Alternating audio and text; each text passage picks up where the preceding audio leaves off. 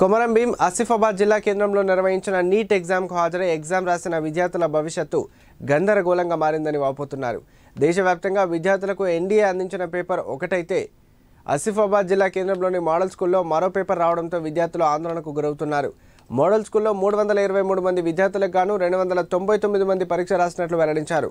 అయితే దీనిపై స్పందించిన సిటీ కోఆర్డినేటర్ ఎస్బీఐ బ్యాంక్ నుంచి రావాల్సిన పేపర్కు బదులు కెనరా బ్యాంక్ నుంచి తీసుకువచ్చిన పేపర్ అందించడంతో ఈ గందరగోళం నెలకొందని తెలిపారు.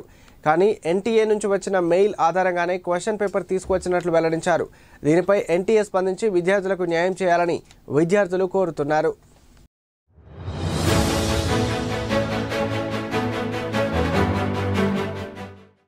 కొమరం భీం డిస్ట్రిక్ట్లో నా సెంటర్ పడింది.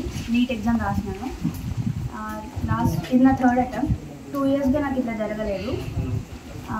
మాది N6 పేపర్ వచ్చింది. ఎగ్జామ్ ఈరోజు నేను ఎగ్జామ్ రాసిన. ఎగ్జామ్ అయిపోగానే అందరినీ కాల్ చేసి కనుక్కుంటుంటే అందరి సెట్ డిఫరెంట్ ఉంది, మా సెట్ డిఫరెంట్ ఉంది. ఓన్లీ మా సెంటర్లో మాత్రమే డిఫరెంట్ క్వశ్చన్ పేపర్ వచ్చింది. ఆల్ ఓవర్ ఇండియా వాళ్ళందరికీ కూడా డిఫరెంట్ వచ్చింది.